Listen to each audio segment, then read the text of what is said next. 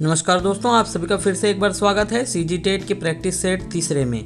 विषय हम हिंदी का कर रहे हैं और मिशन हमारा है 30/30, अर्थात हम 30 में से 30 प्रश्न सही करने की दिशा में अब प्रयास कर रहे हैं। तो दोस्तों, आप सभी इस प्रैक्टिस सेट के माध्यम से अच्छी से तैयारी करें। आपके पास समय नहीं हो रहा है तो मात्र 10 मिनट से आप इस वीडियो को देखकर आप अपनी तैयारी को पक्का कर सकते हैं। पीडीएफ आपको मिल जाएगा ग्रुप में, नीचे डिस्क्रिप्शन में लिंक है, आपको वहां से पीडीएफ मिल जाएगा। चलिए क्लास स्टार्ट करते हैं। तो सबसे पहला प्रश्न आपके सामने आता है यहाँ पर, देखिए, वंदे मातरम के रचयिता कौन है? बंकिम चंद्र चटर्जी, रविंद्रनाथ टैगोर, सोहनलाल द्विवेदी या सुभद्रा कुमारी चौहान? सभी को पता है वंदे मातरम के रचयिता कौन है? बंकिम चंद्र चटर्जी। इसके बाद नेक्स्ट क्वेश्चन है, पंचतंत्र के लेखक कौन है? पंचतंत्र के लेखक कौन है? प्रेमचंद, भगवती चरण, विष्णु शर्मा या रामचंद्र शुक्ल?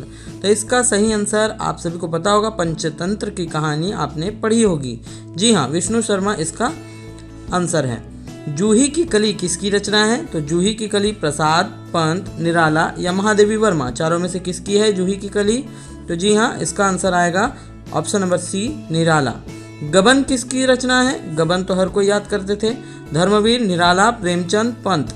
तो ये है answer option number C, Premchand. Chitralekha किसकी रचना है? चित्रलेखा किसकी रचना है?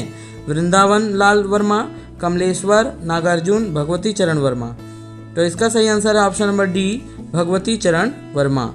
छक्के छुड़ाना मुहावरे का अर्थ बताइए। छक्के छुड़ाना मुहावरे का अर्थ आपको बताना है इसमें। डरा देना, हिम्मत पस्त कर देना, हिला देना या सताना?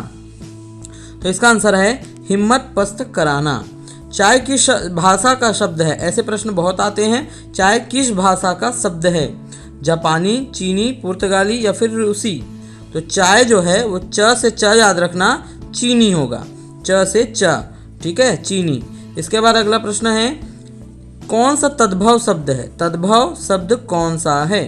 तद्भव और तत्सम दोनों पढ़ते हैं आप। तत्सम मतलब जो होता है जो कि संस्कृत का शब्द हो, और इसको जब हिंदी में परिवर्तित करते हैं तो वो क्या कहलाता है? तद्भव। तो कौन सा है? आप अभी मेरे बताते तक तो पढ़ लिए होंगे। तो तद्भव शब्द यहाँ पर आ रहा है अफीम, ठीक है। अफीम कौन सा शब्द है? तद्भव शब्द है, क्योंकि ऊपरी, एकादश और कृषि तत्सम शब्द है। सत्कार शब्द में कौन सा उपसर्ग है? उपसर्ग की बात कर रहे हैं। उपसर्ग कल सुबह वाली क्लास में हमने बताया है, उपसर्ग जो होता है वो सामने लगता है और प्रत्यय जो होता है वो पीछे लगता है। तो सत्कार में सामने क्या लगा हुआ है? ऑप्शन नंबर डी, सत, ठीक है, ध्यान रखिएगा। अगर ऑप्शन में अगर ऐसा लिखा रहेगा सत तो भी गलत है, हलंत लगना यहाँ पर जरूरी है। दोस्तों, इस तरह से आप बस इस वीडियो को देखकर अपनी प्रैक्टिस कर सकते हैं, बिल्कुल आसानी से। आपको अलग से समय निकालना की ज़रूरत नहीं पड़ेगी, ऐसे ही आपको देख देख कर और सुन कर भी याद हो जाएगा। तो वीडियो को शेयर जरूर करें सभी तक, ताकि सभी प्रैक्टिस इसमें कर सके। नेक्स्ट क्वेश्चन की ओर चलते हैं। राष्ट्रीय शब्द में कौन सा प्रत्यय है? तो इसमें अ, य, ई या इनमें से कोई नहीं, तो इसका फाइनल आंसर होगा ई। निम्न में से कौन सा संधि विच्छेद सही नहीं है बोल रहा है? देखिए, सही नहीं है पूछ रहा है। हित धन सी, सदा धन एव, वन धन औषध, महाधन ओज? तो इसका सही आंसर क्या होगा? ए, हित धन सी जो है वो गलत लिखा हुआ है। कारक के कितने भेद होते हैं? 8, 5, 6 या 7?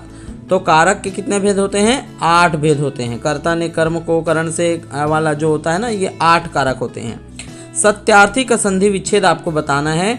सत्यार्थी का संधि विच्छेद चारों ऑप्शन में से आप बताइए कौन सा आंसर आएगा? सत्य धन अर्थी। दोस्तों, जितना भी आपका 30 में से सवाल सही होता है नीचे कमेंट सेक्शन पर जरूर बताएं। आपकी प्रैक्टिस कैसे रह रही है, हमको भी पता चले कि कितना आपका मार्क्स आ रहा है।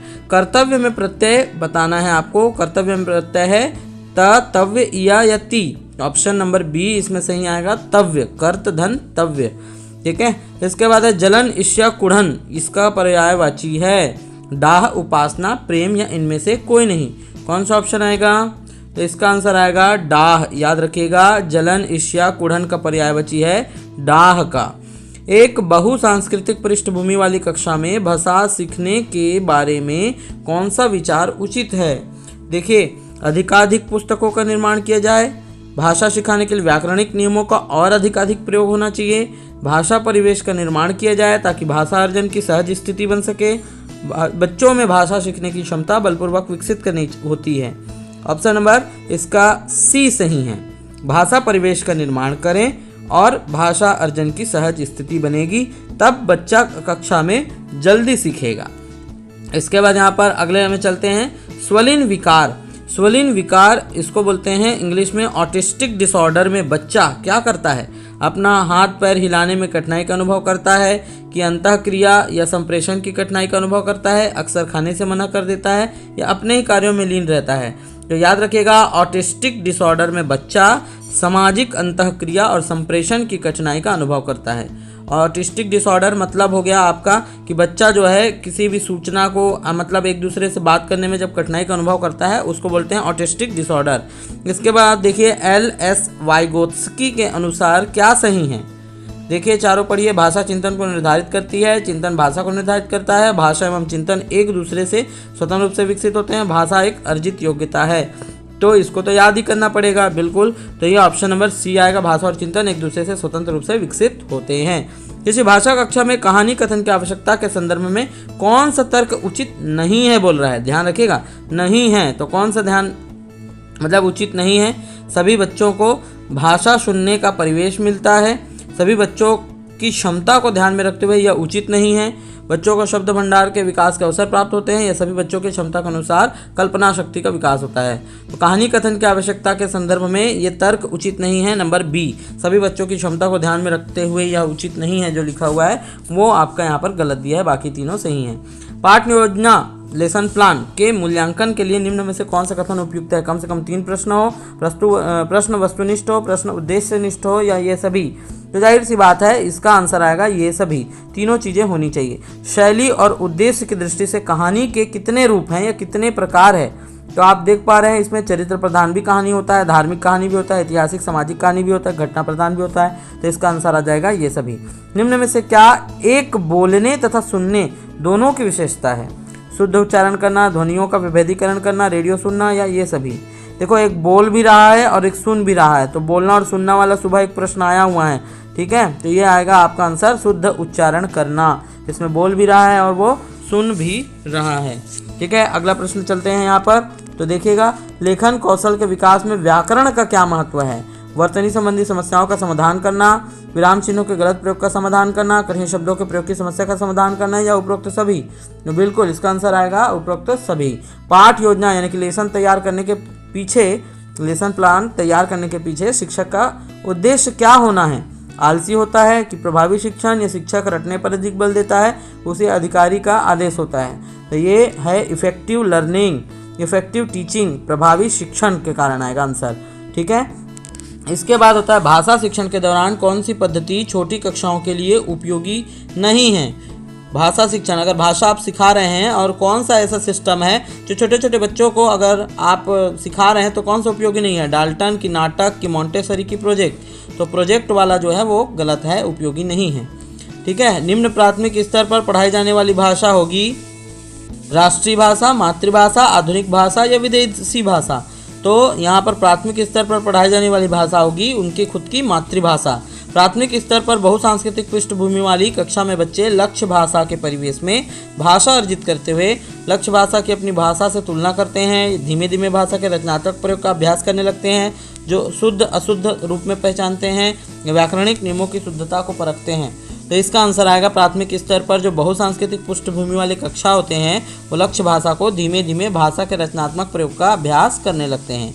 बौद्धिक स्तर पर बच्चों में भाषा कौशल की प्रवीणता एवं व्यापकता का मूल्यांकन करने के लिए आवश्यक है सामान्य शब्दों का अर्थ पूछना, कठिन शब्दों का अर्थ पूछना, सरल शब्दों का अर्थ पूछना, इनमें से कोई नहीं। तो इसका आंसर आएगा बी, कठिन शब्दों का अर्थ पूछना। बच्चों में भाषा की समझ का विकास करने हेतु आवश्यक है कि उन्हें गाने का अभ्यास कराया जाए, व्याकरण का ज्ञान दिया जाए, काव्यों की रचना सिखाई जाए, या ये सभी।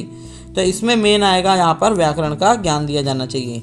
ये सभी जो है बीएड में, डीएलएड में पढ़ाया जाता है, क्योंकि यहाँ पर टीचर एलिजिबिलिटी टेस्ट हो रहा है, इसलिए ये उसी से संबंधित है। ग्रामर तो सबसे बन जाता है, लेकिन जो टीईटी होती है वो टीचर पर बेस्ड रहता है, इसीलिए ये इस टाइप के प्रश्न जो है वो आधा देता है, 15-15 प्रश्न देते हैं।